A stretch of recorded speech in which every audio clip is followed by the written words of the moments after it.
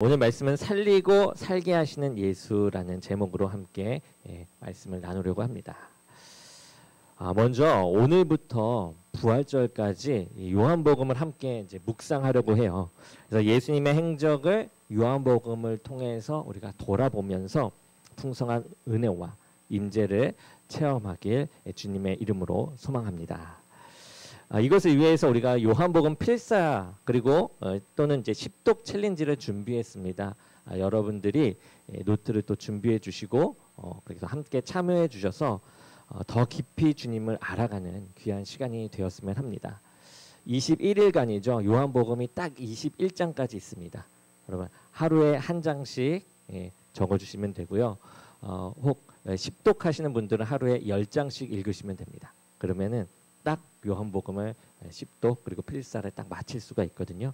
여러분들이 함께 꼭 참여해 주시고 구역장님들께서는 구역 톡을 만들어 주시고 그 안에서 함께 이제 할 수 있도록 독려해 주시기를 부탁드립니다.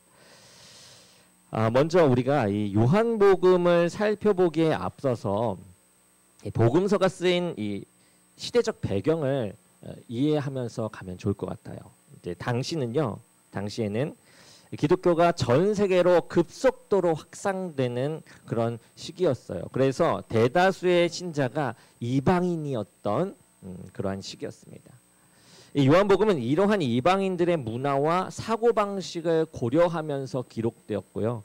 특별히 이 예수님의 신성을 부정하는 그 영지주의가 나오게 됐는데 그들의 도전에 대응하기 위해서 작성된 그러한 책입니다. 그렇다면 영지주의는 무엇인가? 영지주의는요, 동방 종교, 헬라 철학, 신지학 그리고 이 기독교 신앙이 혼합된 형태로 나타나는 사상이에요. 그러니까 이런 것이에요. 그들은 무엇을 추구하냐? 육체는 악하다. 그리고 영은 선하다라는 이 이원론적인 세계관을 가지고 있었어요. 이것으로 인해 두 가지 극단적 현상이 나타나는데요. 하나는 무엇인가? 모든 육체적인 것, 이 육체가 악한 것이기 때문에 모든 육체적인 것을 금하는 극단적 금욕주의가 나타났고요. 또 다른 하나는 육신은 무가치하기 때문에 어떤 일을 해도 상관없다라는 이제 윤리적 방탕주의가 나타났습니다. 또한 영적인 것을 지나치게 강조하다가 보니까 나타나는 현상으로 신비주의나 그리고 주술적인 의식들이 성행하게 되었던 시기였어요. 이러한 시대적 상황에서 요한복음은 예수님의 신성과 이 성육신의 의미를 분명하게 증거하고요.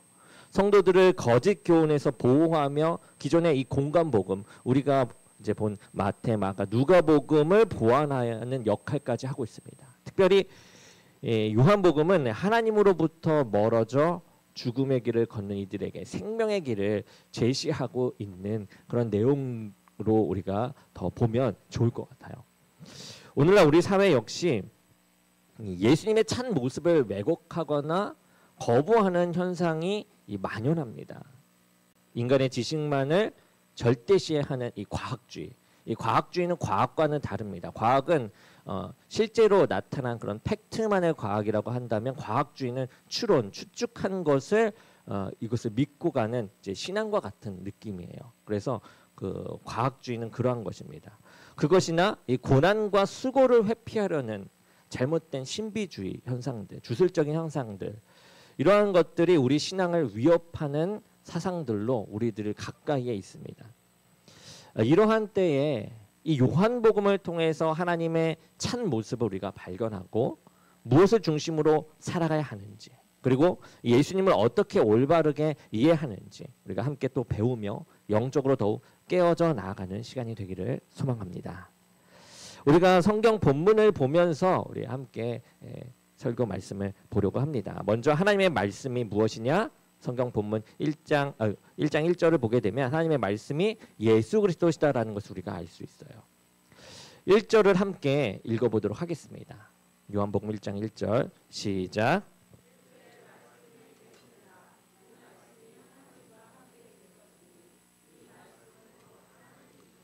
아멘. 이 하나님의 말씀이라고 하면 여러분 하나님의 말씀, 말을 얘기한 거예요. 이 말이라고 하면 여러분은 어떤 느낌이십니까? 하나님이 말씀하신다. 몇 가지, 한 세 가지로 제가 생각을 해보았는데, 첫째는 태초의 창조의 사역을 통해 보여주신 이 전지전능하신, 그 전지전능하심이 그 말씀에 있다. 예, 말씀하신 대로 빛이 생겼고요, 공간이 나누어집니다. 물과 물이 나누어졌죠. 그리고 땅이 드러나요. 그리고 식물, 동물, 사람이 만들어집니다. 하나님의 이 말씀은 이루실 수 없는 것이 없는 이 절대적인 능력이 있다라는 거죠. 그뿐만 아니라 말씀에 따라 피조물이 움직이기도 합니다. 모세를 통해 홍해를 가르는 사건이 있고, 여호수아에서 보면은 한 사람의 기도를 통해 해와 달을 멈추신 사건도 있습니다. 그렇게 피조물을 이제 마음대로 움직이시기도 만들기도 하지만 주관하여 움직이시기도 하신다라는 거예요. 그리고 이 죽음과 생명을 주관하시기도 하죠. 이 말씀을 통해서. 노아의 홍수를 통해 많은 타락한 사람들이 물에 잠기게 되는 사건. 모세가 뱀을 만들어 올렸을 때 뱀에 물린 사람들이 그 노뱀을 보고 살아나는 사건도 우리가 봅니다.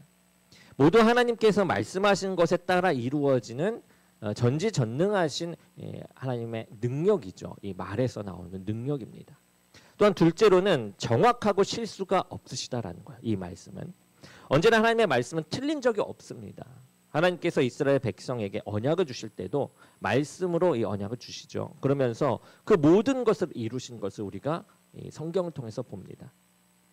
아브라함에게 말씀하신 대로 자손이 이 번창하며 약속하신 가나안 땅에 들어가게 되고, 그리고 약속하셨던 이 메시아 또한 오십니다. 하나님께서 약속하신 이 말씀은 반드시 지키셨고 실수하지 않으셨습니다. 세 번째로 하나님의 이 말씀 안에는 사람을 향한 사랑이 있다라는 것이에요.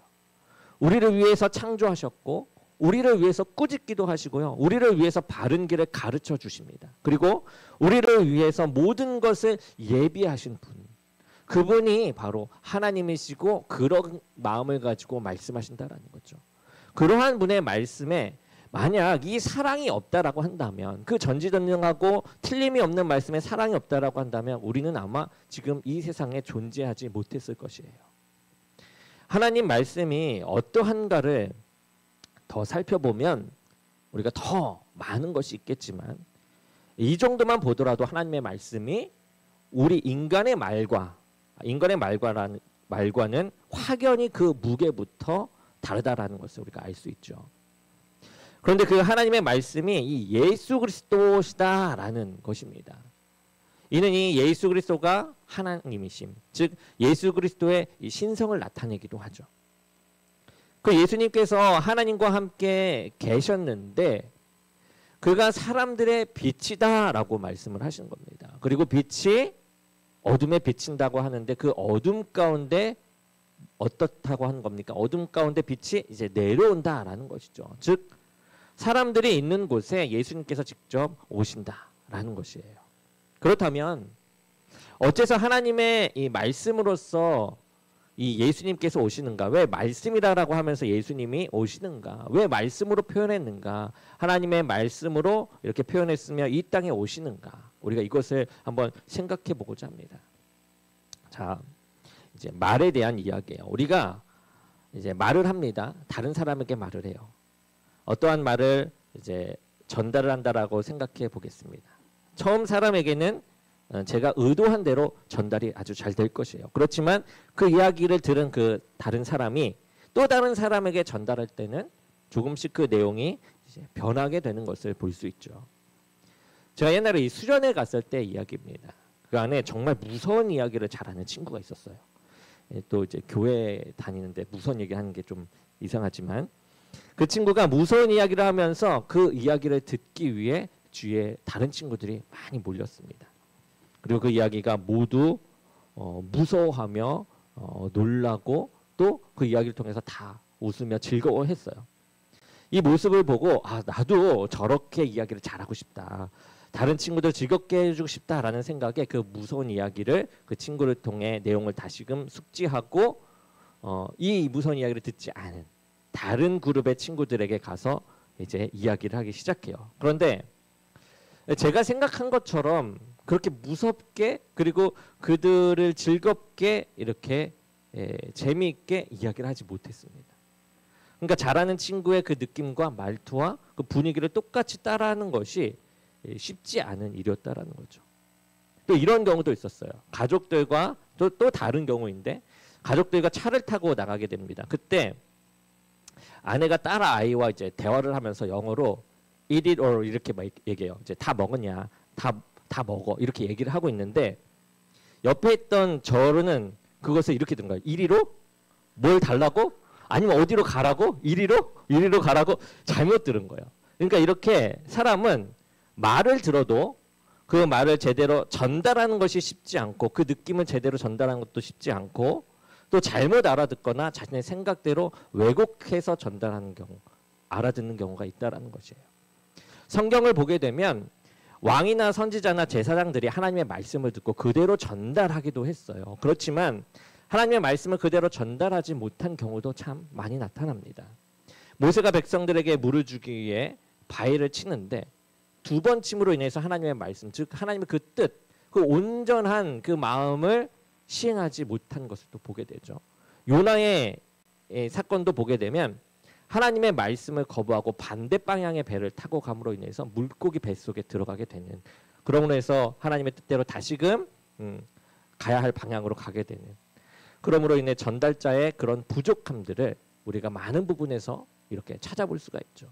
즉 사람으로서는 하나님의 말씀을 온전히 전달할 수 없다라는 것, 그 뉘앙스와 그 느낌을 그대로 받아들이면서 나가기가 쉽지 않다라는 것이에요.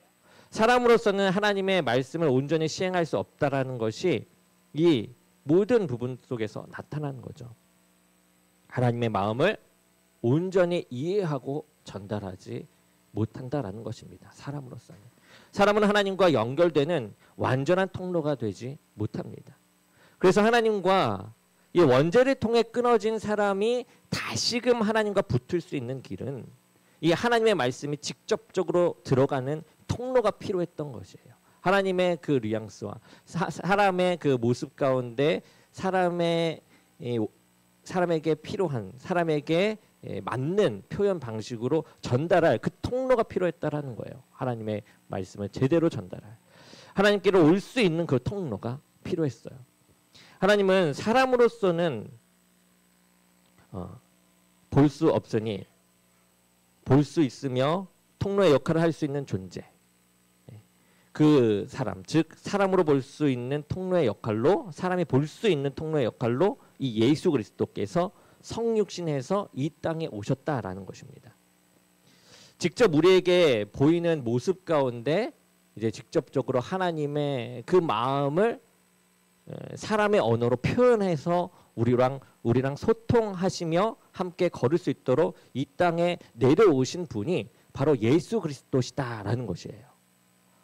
그래서 예수님께서 하신 이 모든 말씀들은 이 하나님의 말씀이 되어 직접 우리가 듣게 된 것입니다. 직접 그 뉘앙스와 그 마음과 그 표현 방식, 그것을 우리가 직접 느끼고 그 분위기, 말투를 통해 진짜 진리를 우리가 직접 이제 경험하게 되었다라는 것이에요. 예수 그리스도를 통해서요.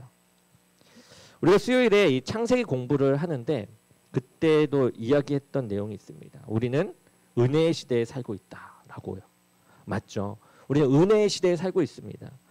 우리는 이 성육신하신 예수님을 통해 이제 직접적으로 듣고 소통했던 모든 역사를 성경을 통해 우리가 완벽하게 보고 있다라는 것이에요. 너무나도 놀라운 역사입니다. 그런데 이렇게 이야기하면 또 이런 질문을 할 수도 있어요. 성경도 사람들의 손으로 전달되었기 때문에 또 왜곡된 것 아닙니까? 그래요. 그렇게 생각할 수가 있죠. 그렇게 생각할 수 있습니다. 그러나 성경은 하나님의 감동으로 쓰였고 오류가 없다라는 것 또한 사실이고요. 그것보다 더 예수님께서는 하늘로 올라가셨지만 그 올라가신 후에 누구를 보내시죠? 성령님을 보내세요. 이 성령님을 통해서 예수님께서 말씀하셨던, 그리고 작성된 이 성경을 우리가 제대로 된 시각으로 볼 수 있도록 성령님께서 역사하셔서 우리를 이끄신다라는 것이에요. 성령님은 말씀을 바로잡게 하시고요. 우리의 삶의 방향을 잡아주시는 길로 인도하십니다. 하나님께서는 다 그 길을 만들어 두셨어요. 즉 길이요 진리요 생명이신 예수님의 길로 우리를 인도하신다라는 것입니다. 그러니 우리는 은혜의 시대에서 살고 있다라는 것이죠.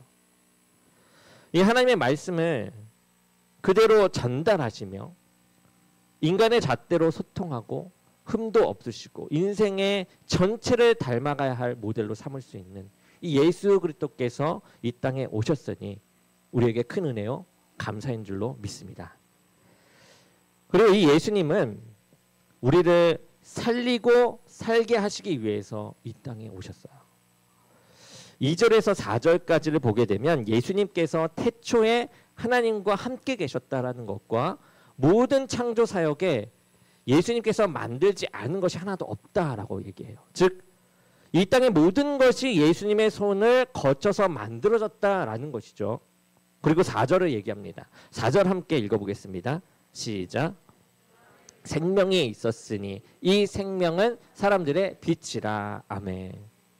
여러분 그 안에 생명이 있었으니라고 얘기해요. 저는 이 생명이란 단어가 매우 중요하다라고 생각합니다. 이 하나님께서 우리를 만드시고 우리가 하나님을 바라보며 살아가게 하는 그런 목적이 되는 단어가 이 생명이에요. 태초에 하나님은 하나님과 함께 태초에 예수님은 하나님과 함께 계셨습니다. 그리고 말씀으로써 하나님의 창조 사역에 동참하시죠. 창세기를 이제 함께 펴보겠습니다. 창세기 1장 보시면 훑어보면서 여러분 한번 보시면 좋을 것 같아요. 창세기에 보면 1절에는 태초에 하나님이 천지를 창조하시니라 라고 하고 2절에 땅이 혼돈하고 공허하며 흑암이 깊음 위에 있고 하나님의 영이 수면 위를 운행하신다라고 말씀하십니다. 그리고 3절부터 이야기하죠. 하나님이 이르시되 하나님의 말씀이 이제 나타나기 시작합니다. 하나님의 말씀하시기 시작하는 거죠. 그때부터 무엇이 시작되죠? 또 창조가 시작됩니다. 빛이 생기고 물을 둘로 나누시며 묻이 드러나고 식물들이 생기며 해달별이 나타나고 하늘과 바다와 땅의 동물들과 사람이 만들어집니다. 그 모든 것이 하나님의 말씀으로 창조되었어요. 자, 여러분 여기에서 창조 이야기하면서 요한복음은 그 안에 무엇이 있다라고 이야기합니까? 생명이 있다라고 얘기했었죠. 여러분 이 말은 무슨 뜻일까요? 그 안에 생명이 있다라고 왜 이야기했을까요? 창조를 이야기하면서 그냥 생명체를 만들었기 때문일까요? 창조에 대해서 우리가 조금 더 생각해 보려고 해요. 여러분 하나님께서 사막을 만들었습니다. 그리고 그 안에 각종 해로운 벌레와 동물들을 만들었다고 생각해 봐요. 그리고 그 자리에 사람을 만들어서 너희가 살라라고 이렇게 우리를 만들었다라고 생각해 봅시다. 그곳에 있는 사람에게 있어 하나님의 창조는 어떤 창조죠? 결코 기분 좋은 창조의 모양은 아닐 것이에요. 아니 이 기분 나쁜 창조일 것입니다. 고생만 하라는 것, 죽으라는 것 아니겠습니까? 창조는 우리가 좋든 안 좋든 만들어내면 이것을 다 창조라고 얘기하기도 합니다. 일본에 특허는 냈지만 쓸데없어 보이는 발명품을 모아놓은 책이 있어요. 우리 제가 몇 가지 소개해 드리려고 합니다. 첫 번째입니다. 자, 이거 보면은 머리 긴 사람이 음식을 먹으려 고개를 숙일 때 머리카락이 닿지 않게 해주는 발명품이래요. 네, 그러면 되는데 그렇죠. 이제 다음입니다. 자, 왼쪽은요.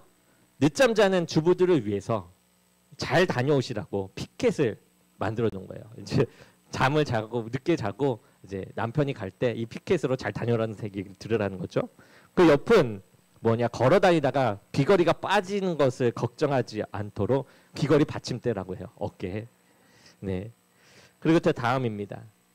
왼쪽은 막대의 길이를 조절할 수 있는 숟가락이고 또 오른쪽은 이제 엉덩이 행주인데요. 손에 이 물기가 묻을 때 습관적으로 엉덩이에 손을 쓱쓱 문지르는 사람을 위한 것이다라고 해요.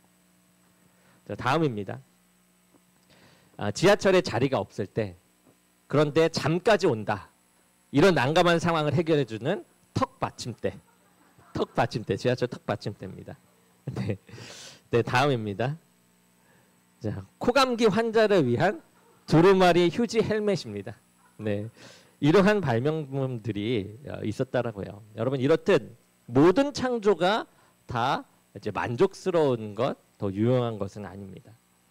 성경에서도 보면 말씀으로 창조하시기 전에 땅과 물이 있었어요. 2절에 보면 땅이 혼돈한다라고 했고 흑암이 깊음 위에 있다라고 했습니다. 여러분 깊음은 대홍수, 즉 많은 물을 의미해요.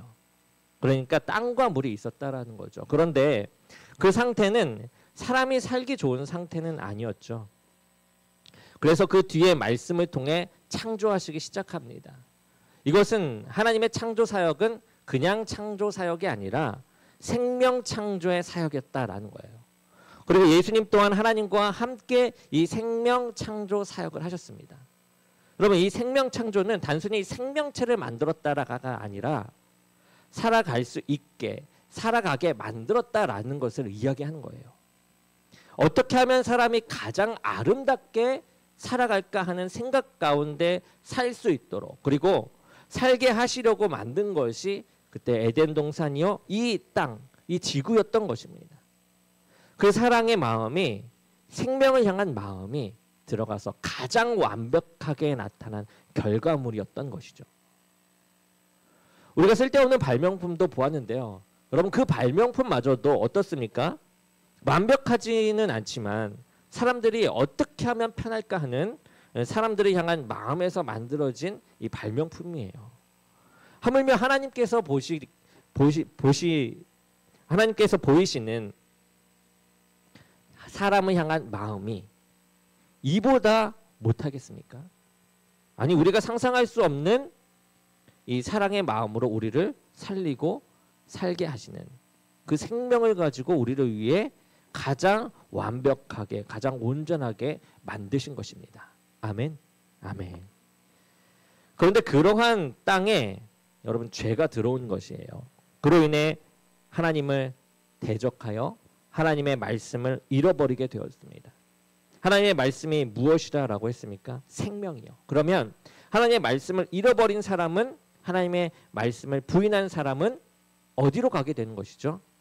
죽음으로 가게 되는 거죠. 어둠으로 가게 되는 것입니다. 그래서 이 이후부터 이제 죽음, 어둠이 만연하기 시작해요. 이제 영원한 생명이 없습니다. 그렇게 어둠 가운데 살아가요. 마치 창세기 1장 2절에 나온 땅이 혼돈하고 공허하며 흑암의 깊음 위에 있던 것과 같죠. 그러나 하나님은 수면 위에 운행하듯이 우리를 계속 살피셨고 다시 한번 큰 계획을 시행하십니다. 예수 그리스도께서 인간의 육신을 입고 이 땅에 내려오시는 그래서 인간을 위해 인간을 다시 살 수 있도록 가르치실 뿐만 아니라 친히 하나님의 통로가 되기 위해 모든 인간의 죄를 다 짊어지시는 그 큰 계획을 이제 시행하시는 것이에요.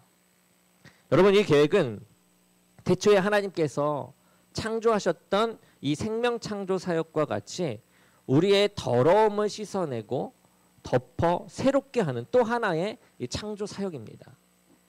구약 처음이 사람과 사람이 살아갈 수 있는 환경을 만들므로 인해서 창조를 시작했다라고 한다면 신약의 처음은요. 죽을 수밖에 없는 사람을 살아갈 수 있도록 다시금 길을 만드시고 새롭게 변화시키는 창조의 시작입니다. 구약의 처음과 신약의 처음은 생명 창조, 즉 인간을 향한 하나님의 사랑이 생명을 통해 절실히 드러나는 이 사건들이라는 거죠. 이 생명은 하나님께 속한 것인데 자, 영원한 생명이라고 할 수 있죠. 즉 그 말은 영원히 너희와 함께 교제하고 싶다. 사랑하는 너희와 영원히 함께하고 싶다라는 하나님의 절실한 사랑의 이 표현인 것입니다.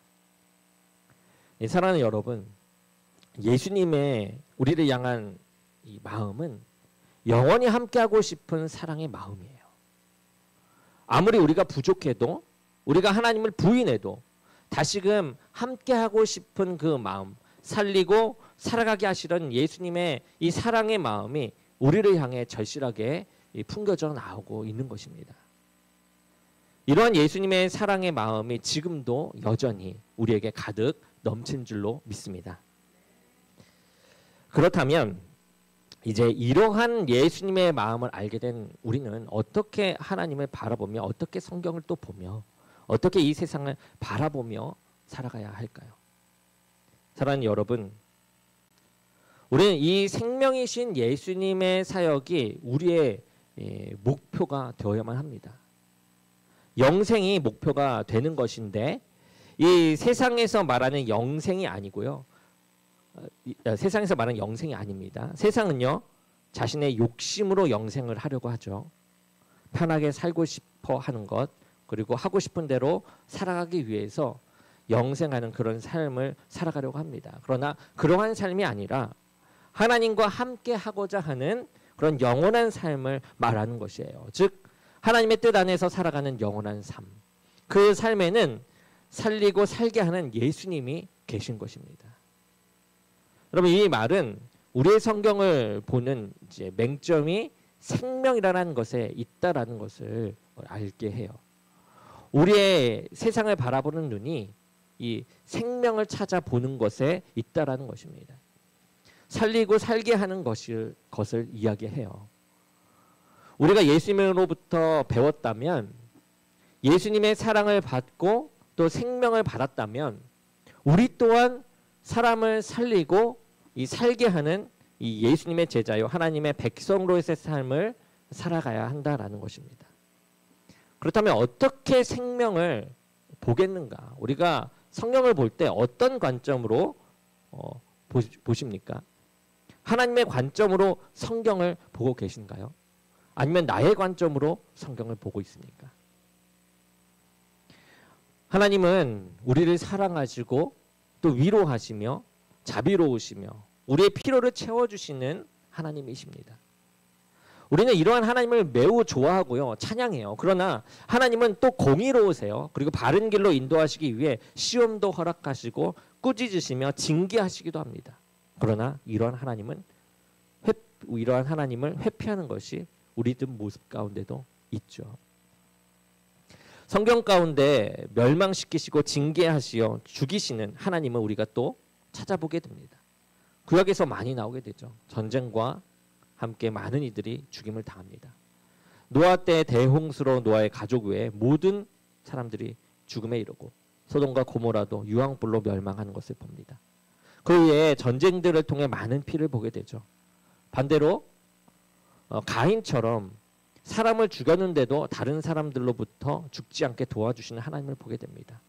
무고한 사람들이 죽는 것을 또 보게 됐지만 반대로 이렇게 무고하지 않는 잘못을 저질렀음에도 그들을 도와주는 하나님을 본다라는 거예요. 무엇이 맞는지 우리들의 윤리, 우리 도덕 속에서는 혼돈되는 내용들이 있어요. 그러나 그 안에서 우리는 이 하나님의 생명을 향한 길을 찾아서 보아야 한다라는 것입니다. 우리의 추측과 생각 가운데 빠져드는 것이 아니라 생명을 향한 그 살리는, 그리고 살아가는 그 길로 가길 원하시는 그 하나님을 보는 것이에요. 여러분, 의문을 가지지 말라는 것이 아닙니다. 그 의문에 빠져서 하나님으로 살아가는 것을 잃어버리지 말라라는 것이에요. 예를 들어 이 노아의 홍수를 볼 때 왜 사람들을 변화시키기보다는 왜 다 죽였을까라고 생각할 수 있겠죠. 그런데 모든 사람들이 타락했습니다. 유일하게 노아와 그의 가족들만 남았어요. 그러한 상황에서 하나님은 노아의 가족들까지 모두 타락할까 하여 대홍수 재앙을 내리지 않았나 생각해 봅니다. 사람을 살리기 위해서라는 거죠. 이 온전한 사람을 살리기 위해서요.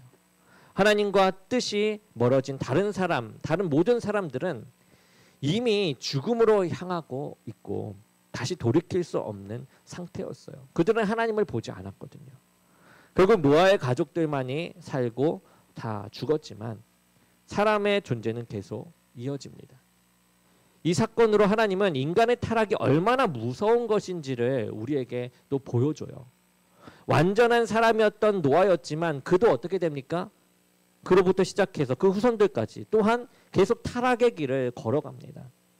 하나님은 모든 부분에서 인간이 예수님이 없으면 안 된다라는 것을 모든 사건을 통해서 그렇게 보여주고 있다라는 것이에요. 우리가 불의해 보이는 그 모든 각각 한 부분만 봤을 때는 그렇게 보이지만 모든 것을 통틀어 봤을 때 이것을 보여주는 것이에요. 멸망을 시켜도 안 되고 살려도 안 되고 이렇게 해도 안 되고 저렇게 해도 안 되고 너희가 생각할 수 있는 너희가 나의 위치, 이 신의 위치에서 생각할 수 있는 그 모든 것 너희의 잣대로 봤을 때 생각할 수 있는 모든 생각대로 해도 안 된다. 거기에 더한 생각대로 해도 안 된다. 오직 누구만이 답이다? 예수 그리스도만이 답이다. 라는 것이 성경에서 기록하고 있는 것이에요. 생명의 길이 예수님이다 라는 것이 성경의 답입니다. 이 관점으로 우리는 성경을 보아야 하고요. 성경뿐만 아니라 세상을 살아가는 관점도 마찬가지예요. 생명, 즉 살리고 살게 하는 예수님의 길을 우리가 모든 부분에서 볼 줄 알아야만 합니다. 먼저 나 자신이 예수님의 길로서 살아나고 또 살아가야만 하겠죠. 그러기 위해서는 예수님으로 인해서 이 정신적으로 또 육신적으로 영적으로 모두 살아있는 삶을 살아가야만 합니다. 여러분 정신적인 면에서 내가 제대로 생각하고 있는가는 이 하나님의 말씀으로 살고 있는가로 분별하면 우리가 제대로 살아가는 그런 삶이 되어집니다. 우리 기독교인들은 특히 이 정신적으로 힘들 때 이제 기도를 하게 되죠. 우리에게 고난이 다가옵니다. 시험에 떨어지고 직장에 취직이 안 되고 사업이 기울어지고 육체의 질병으로 좌절되고 하는 그런 모든 상황에서 우리는 정신적으로 힘듦을 느껴요. 그때 우리는 이 힘든 것을 모두 하나님께 토로하며 기도합니다. 그런데 여러분 하나님께 어려움을 토로하는 것에서 멈춰서는 안 돼요. 성경의 많은 기도의 내용은 마지막에 모두 하나님께서 주님의 뜻 가운데 이 모든 것을 이루어 주실 것이다라는 그런 확신이 있고요. 그 확신하고 그 뒤에 무엇이냐? 주님을 찬양하면서 끝이 나요. 우리의 기도가 단지 하나님께 하소연함으로 끝이 나면 하소연하는 것으로 끝이 나느냐 아니면 정말 하나님께서 역사하시는 기도로 마치느냐는 주님을 확신하는 것, 주님께서 이루어질 것을 주님의 뜻 가운데 우리를 이끄실 것을 확신하고 찬양하는 데 있다라는 것입니다. 그리고 그 찬양하는 데에서 우리가 다시금 살아갈 힘을 얻게 된다라는 것이에요.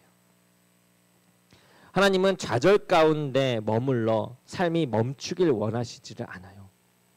우리가 일어서서 살아가기를 바라신다라는 것입니다. 육신 또한 마찬가지죠. 우리에게 주신 이 육신은 하나님께서 심혈을 기울여서 만드신 가장 완벽한 육체의 모습입니다. 모두 하나님의 것이며 소중한 것이죠. 그러니 우리는 이 육체를 내 마음대로 타락시켜서도 상처를 입혀서도 고통을 주어서도 안 됩니다. 우리가 살고 또 살아가길 원하시는 이 예수님의 마음으로 우리가 볼 때요. 술하고 담배 여러분 목사로서 그리고 하나님의 마음으로 봤을 때 안 됩니다. 왜냐? 육체의 모든 부분에서 안 좋기 때문이에요. 그렇다면 우리가 또 음식에 대해서도 얘기할 수 있겠죠. 뭐 튀김 음식이나 인스턴트 먹지 말아야 할까요? 이러한 부분에서는 제가 어떻게 답변을 드리기 어렵지만 되도록이면 절제하는 게 좋겠죠.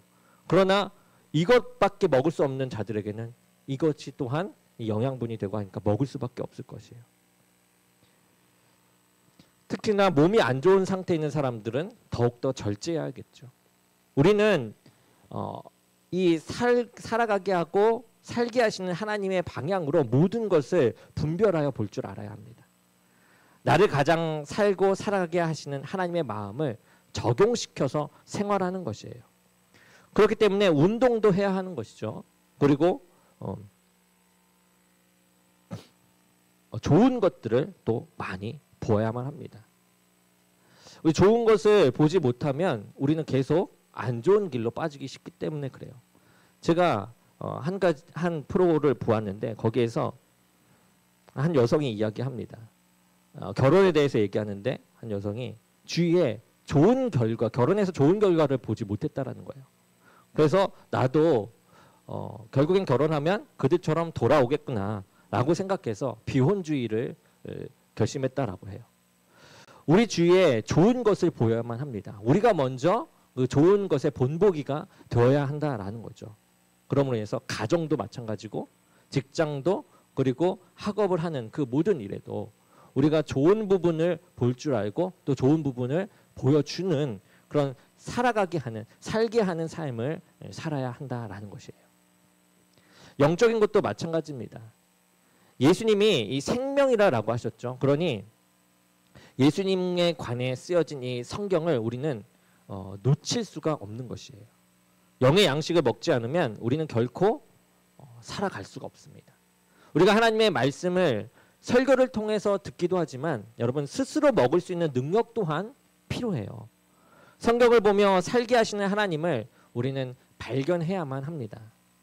그 훈련이 매일의 삶에 하나님의 뜻을 적용시키는 그런 강한 힘으로 작용되기 때문에 그렇습니다. 우리는 훈련을 해야 이길 수 있는 살아갈 수 있는 힘을 얻는다라는 것이에요. 성경을 읽고 묵상하는 삶은 이 세상 가운데 승리하신 예수님을 알아가고 세상을 주의 뜻으로 살게 하는 능력이 있습니다. 지금 우리가 하고 있는 이 공동체 성경 읽기도 있지만 그에 더해서 이 큐티도 하면 더 좋을 것 같아요. 이 생명의 삶, 이 큐티를 통해서 우리가 새벽 예배를 하고 있거든요. 생명의 삶 큐티를 통해서 하나님의 말씀을 더 묵상하고 하나님을 더욱더 깊이 알아가는, 그리고 하나님의 관점과 시선이 우리들에게 입혀져 성경을 보는 눈과 세상을 보는 눈이 달라지게 되는 역사가 우리들에게 함께 하기를 주님의 이름으로 축원합니다. 또한 여러분 예배 시간도 너무나도 중요하죠. 잘 지키는 것, 또한 사모하는 것도 매우 중요합니다. 영적으로요. 찬양 시간도 예배 시간입니다. 그 전에 우리가 함께 기도로서 준비를 하고 하나님의 임재하심을 계속해서 받아들이며 은혜와 충만함이 가득한 예배의 시간들이 되기를 원해요. 그러므로 참된 생명의 길을 깨닫고 펼치며 나가는 우리 모두가 되기를 소망합니다. 사랑하는 성도 여러분, 오늘 말씀을 정리하고자 합니다. 그리고 다시 한번 이제 새롭게 마음을 되새기기를 원합니다. 지금까지 우리는 어떤 관점으로 하나님을 보며 살아왔습니까? 혹시 우리의 필요와 이 유익만을 위해 하나님을 찾지는 않았을까요? 이제는 좀 달라져야만 한다라는 거죠. 하나님께서는 태초부터 우리를 살리시고 살게 하시려는 크신 사랑의 마음으로 창조하셨습니다. 그리고 마침내 그 사랑의 절정으로 예수님을 이 땅에 보내셨어요. 자신이 희생함으로 모두를 살리는 그러한 모습을 보이셨죠. 오늘날 우리는 수많은 거짓된 가르침과 이 세상의 유혹 속에서 살아가고 있습니다. 한편으로는 영지주의처럼 극단적 금욕을 추구하며 삶의 기쁨을 부정하기도 하고, 또 다른 한편으로는 육신의 욕망에 따라 방탕한 삶을 살라라고 유혹을 하기도 합니다. 그러나 이 모두가 거짓된 길이라는 것이에요. 예수님께서 보여주신 참된 생명의 길만이 우리가 걸어야 할 유일한 길입니다. 사랑하는 성도 여러분, 이제 우리는 먼저 예수 그리스도를 통해서 참된 생명을 얻어야만 해요. 그리고 그 생명으로 살아나가는 것입니다. 그 생명으로 어떻게 내가 가야 할지를 보는 것이에요. 나아가 우리 또한 예수님을 본받아 다른 이들을 살리고 살게 하는 거룩한 통로가 되어야만 합니다. 여러분, 이것이 우리를 향하신 하나님의 간절한 소망이고요. 이 시대를 향한 주님의 절실한 부르심입니다. 우리가 볼 때 아이들이 너무나도 사랑스럽게 잘 자라는 거 보는데 잘못을 했을 때 꾸짖지 않고 화내지 않고 하는 것도 중요하겠지만, 내가 화를 내지 않는 것도 중요하겠지만 잘못을 저질렀을 때 꾸짖으며 바른 길로 인도하는 것도 너무나도 중요한 것이죠. 그렇듯 아이가 살아갈 수 있도록 부모의 역할을 하듯 이 모든 것들이 살아갈 수 있도록, 혼자 독립하여 살아갈 수 있도록, 그리고 함께 해 나갈 수 있도록 우리가 그 모습 가운데 나아가기를 주님의 이름으로 간절히 축원합니다. 그러므로 여러분 이제 함께 결단하면서 나아가길 원해요. 더 이상 세상의 거짓된 가르침에 흔들리지 않고 예수님의 생명의 길을 따라 살아가겠습니까? 우리의 삶이 다른 이들을 살리는 통로가 되게 하시겠습니까? 이러한 거룩한 결단이 이 자리의 모든 성도들 가운데 있기를 바랍니다.